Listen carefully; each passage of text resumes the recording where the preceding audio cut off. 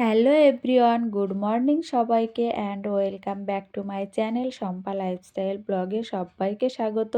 সকাল সকাল দেখো ভিডিওটা শুরু করে দিয়েছি আর একটু চা নিয়েছি, একটু মুড়ি নিয়েছি, যেহেতু টিফিনটা খেয়ে দুপুরের কাজবাজ সব শুরু করব। কাজ আছে, রান্না আছে, তার মধ্যে আমাকে একটু বাড়ি যেতে হবে, ছেলে মেয়েকে আনতে যেতে হবে, কারণ একটু স্কুলের কাজ আছে ওই জন্য। তো সবাই সম্পূর্ণ ভিডিওটা অবশ্যই দেখবে। আর সকালবেলা এরকম মশলাদার মানে মশলা মুড়ি কার না খেতে ভালো লাগে বলো, কিন্তু তোমাদের দাদা আমাকে বকাবকি করে যেহেতু দুধ দুধ চাটা আমি খাই, কারণ ওটা তো ভালো নয় না। তো কি করব, তো চলো ভিডিওটা সবাই দেখবে। তো বন্ধুরা, টিফিন খাওয়া কমপ্লিট করে আমি এই যে চলে আসলাম, কটা জামা কাপড় পরেছিল সেগুলো একটু আয়রন করব বলে। আর এই জামাটা হচ্ছে তোমাদের দাদার ফেভারিট জামা, যেহেতু তোমাদের দাদা ভাইফোঁটার সময় এটা নিয়েছিল, আমার দাদাকে যেটা দিয়েছিল ও সেটা নিয়েছিল, কিন্তু জামার কাপড়টা এত কোয়ালিটি ভালো, মানে ধারণা করার বাইরে। আর এদিকে দেখো এগুলো আমার আয়রন করা হয়ে গেছে, যেহেতু একদম কোঁচকানো থাকে তো সেইগুলো আপাতত যেটুকু পারি আমি করে দিই। কিন্তু এই জামাগুলো না একটু হয়ে গেছে, খারাপ হয়ে গেছে। তো যাই হোক, আপাতত চলার মতো আছে, এখনও চলবে। আর এই জামাটা হচ্ছে আমার দাদার যে জামা, ওর সেই জামা। আমার দাদারও এই জামাটা খুব পছন্দ হয়েছে, আমার বরেরও খুব পছন্দ হয়েছে আর কি। তারপরে বন্ধুরা দেখো আয়রন কমপ্লিট করে এই যে এখানে চলে আসলাম, আর এটাতে মধু রাখা, তোমরা খারাপ কিছু মনে করো না যেন।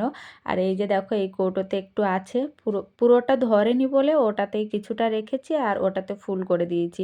আর এখানটা পরিষ্কার করে নিচ্ছি, যেহেতু এখানে চালের ড্রাম ট্রাম থাকে, প্রচুর নোংরা হয়, সাদা তো ওই জন্য। আর গ্যাস ট্যাস মুছে আমি পুরো পরিষ্কার করে নিয়েছি। আর এই জায়গাটা দেখো তেল চিটে পড়ে গেছে, ওই জন্য এখানটা একটু সাবান দিয়ে ঘষে নিয়ে পরিষ্কার করে দেবো। আর এই যে দেওয়ালের গায়ে, এটা তো আমার দ্বারা সম্ভব নয়, যেহেতু ওটা ফল সিলিং করা, ওখানে তো আর পরিষ্কার করা সম্ভব নয়। তবু যেটুকু পারি আমি পরিষ্কার রাখার চেষ্টা করি।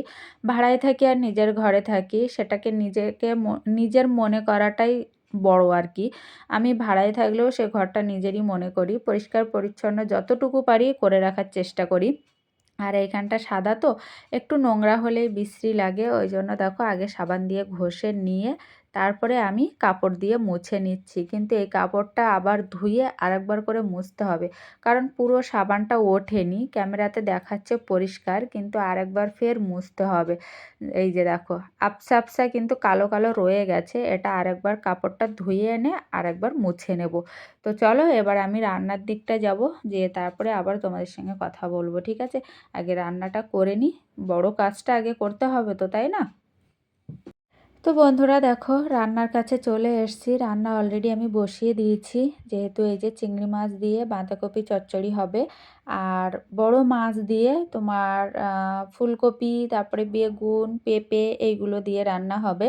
যেহেতু আমি আজকে দোকানে নিয়ে যাব, কারণ তোমাদের দাদা বলল যে তুমি দুপুরে রান্না করে দোকানে নিয়ে আসবে, যেহেতু ওদের একটু খাওয়ার প্রবলেম হয় ঠিকই, কিন্তু সেরকম হয় না, ওরা দোকানে রান্না করে নেয়। আর এদিকে দেখো আমার মাছ ভাজাও কমপ্লিট হয়ে গেছে, কিন্তু ঝোলের মাছটা আমি, আমার ভাগের মাছটা ঝোলে দেব না, ওটা আমি ভাজাই রেখে দেব। আর এদিকে দেখো বেগুন, আলু, পেঁপে, সরি আমি বলেছিলাম ফুলকপি আছে, আমার মনে ছিল না ফুলকপি নেই। আর এদিকে সিম, বাঁধাকপি চচ্চড়ি হবে। আর একটু চিংড়ি মাছটা বেশি হলে তো সব চচ্চড়ি সুন্দর লাগে, তাই না? আর যদি টাটকা চিংড়ি মাছ হয়, আমি টাটকাই পেয়েছি কিন্তু বড় পাইনি, আজকে ছোটই পেয়েছি। তো আমি ভাবলাম যে যাক, ছোটতেই আরও জমে যাবে আর কি। তো চিংড়ি মাছ বড় হোক বা ছোট হোক, তরকারিতে দিলেই তরকারির টেস্টই আলাদা হয়, তাই না? তারপরে দেখো ভাতটা বসিয়ে দিয়েছি, ভাতটা হচ্ছে শুধু আমার জন্য, দোকানে তোমাদের দাদা আর আরেকটা যে দাদা আছে ওর জন্য ভাত হচ্ছে দোকানে বানিয়ে নেবে। আর এই যে দেখো তরকারির কালারটা, উফ, এরকম কালার মনে হয় এখনো পর্যন্ত আমি কোনো তরকারিতে করতে পারিনি। আর আমার মাছটা এই যে ভাজা রেখে দিয়েছি, আমি জাস্ট একটুখানি তরকারি রেখে দেবো, মাছ রাখবো না, যেহেতু আমার ঝোলের মাছটা আমি ভাজা রেখে দিয়েছি। আর এদিকে দেখো চচ্চড়িটা, এটা আমার জন্য একটুখানি রাখবো আর ওদের দোকানে নিয়ে যাব। তো চলো দোকানে আজকে আমাদের কিছু কাজ তোমাদের সঙ্গে শেয়ার করব, ঠিক আছে? যে কি কাজ হয়, কাজ হয় অনেক রকমের, কিন্তু আমি একটুখানি তোমাদেরকে দেখাবো, দেখলে তোমরা বুঝতে পারবে যে কি কাজ হয়। তো আমি তরকারি দেখেই আমার লোভ লেগে যাচ্ছে, মানে এরকম কালার হয়েছে আজকে তরকারির। তারপরে বন্ধুরা দেখো দোকানে চলে আসলাম, আর এই যে আমাদের মেশিনের কাজ বেরিয়েছে, কম্পিউটারে কাজ হয়। আমার বড় ভাসুর মানে আমার বরের দাদা, বড় দাদা, বড়দাও হাতে কাজ করে।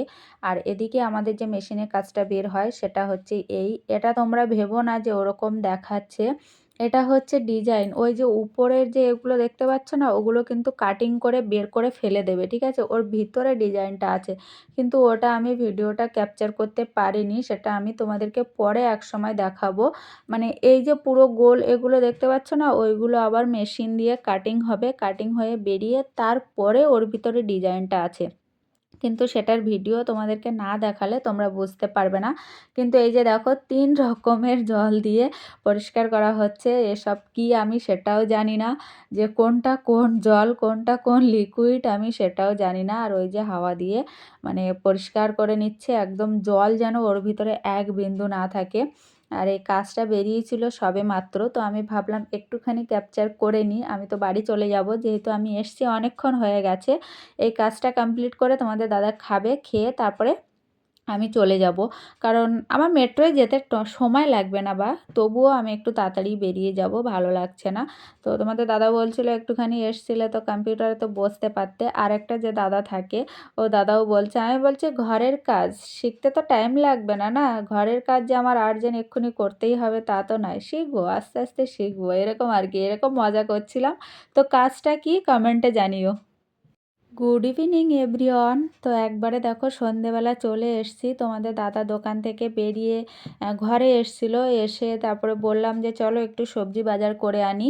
তো এই যে দেখো পুঁই বিটুলি তো থাকবেই থাকবে, এটা তো মাস্ট, এটা বাদ দেওয়াই যাবে না, পুরো শীতকাল এটা চলবে। আর শাক, এই যে লাল শাক, কিন্তু রাত্রে তো শাক আর রান্না করা যাবে না, আর রান্নাই করবো না রাত্রে, যেহেতু রুটি খাবো আমরা। ওই জন্য রুটি অলরেডি কিনে আনা হয়ে গেছে। তোমাদের দাদা বলল যে অল্প কিছু ভাত আছে যখন তুমি খেয়ে নেবে আর রুটি।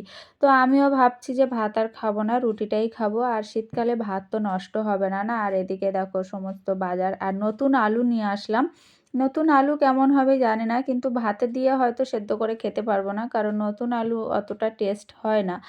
আর পুরানো যে আলুটা বালি বালি লাগে, সেই আলুটা তো আমার ভীষণ ভালো লাগে। আর এদিকে দেখো রুটিটা দিয়ে দিয়েছে।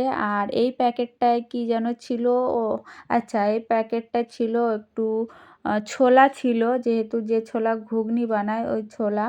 আর এটা হচ্ছে কাঁচা ছোলা, এটা ভিজিয়ে খাওয়ার জন্য সকালবেলা, যেহেতু তোমাদের দাদা সকালে টিফিনটা খায়, আমার রাত্রে ভিজিয়ে রাখতে হবে, যেহেতু সকালবেলা খাবে ওই জন্য। তো চলো এই সবজিগুলো আগে গুছিয়ে নিই, নিয়ে তারপরে তোমাদের দাদাকে খেতে দেবো, যেহেতু টাইমলি ওর ওষুধ খেতে হয়, যেহেতু হোমিওপ্যাথি ওষুধ, তো ওই জন্য টাইমলি খেতে হবে। আর কত সবজি দেখো, কত সবজি, তো আমি একা আর কত খাবো, ওই জন্য মাঝে মাঝে রান্না করে দোকানে নিয়ে যেতে হয়, এইটাই আর কি কষ্ট। তারপরে বন্ধুরা দেখো এগুলো সকালের জন্য আমি কেটে রেখেছি, যেহেতু তাড়াতাড়ি রান্না করে দেবো, দোকানে নিয়ে যাবে। আর এই যে পুঁই বিটুলি আর একটু মূলো দিয়েছি, মূলো কিন্তু আমার ভালো লাগে না, কিন্তু তোমাদের দাদা বলল যে আমার তো ভালো লাগে, তো ওই জন্য দিতে বাধ্য হলাম। আর রাত্রে বলল যে একটু মূলো, শিম আর বরবটি এইগুলো দিয়ে একটু ভাজা করে দাও, আমি রুটি খাবো। তো তরকারি অলরেডি আছে, কিন্তু তাও বলল যে একটু ভাজা করে দাও, কারণ একটা তরকারি তো ওই জন্য। আর দুপুরে আমি নিয়ে গেছিলাম আবার দোকানে, তো অলরেডি এটা দিয়েও খাওয়া হবে, আর একটু ঝোল টোল আছে তাই দিয়ে খাওয়া হবে। আর এই যে দেখো রুটি, আর এটা তো সকালের জন্য আমি কেটে রেখেছি। তো চলো আগে ভাজাটা কমপ্লিট করি। তারপরে বন্ধুরা দেখো একটা তরকারি তো কেটে রেখে দিয়েছি, আর এদিকে শাকগুলো আমি আলাদা করে রেখে দিয়েছি, আমি খুলে মেলে দিয়ে রাখবো, যেহেতু রাত্রে থাকবে তো ওই জন্য। তারপরে খাওয়া দাওয়া করতে আসলাম, আর তোমাদের দাদা দেখো আমাকে কতটা রুটি দিয়েছে, আমি এতটা রুটি তো খাবোই না, তোমাদের দাদার পাতে আবার তুলে দেবো, কারণ এতটা রুটি আমার দ্বারা খাওয়া সম্ভব না। কারণ আমার পেট তো নাকি, রুমাল রুটি হলে খাওয়া যায়, বেশি খাওয়া যায়, কিন্তু আমি অতটা খাবো না।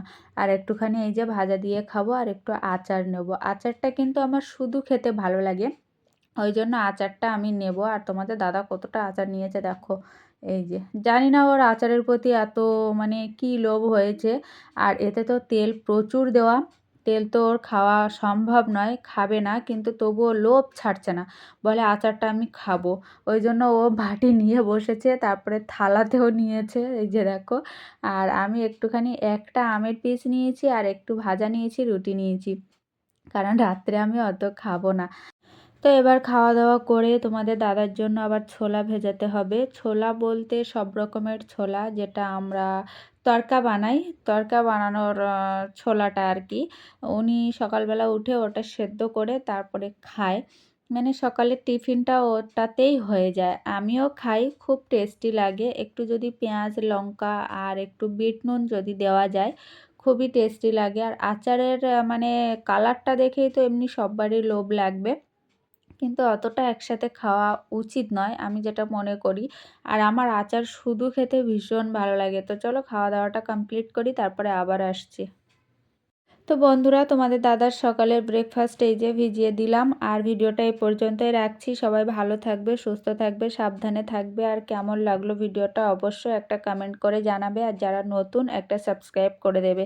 আর এটা হচ্ছে তোমাদের দাদার সকালের ব্রেকফাস্ট, আমারও হয়ে যাবে, একটু বেশি করেই ভিজিয়ে দিয়েছি। তো টাটা সবাইকে, সবাই ভালো থেকো, গুড নাইট।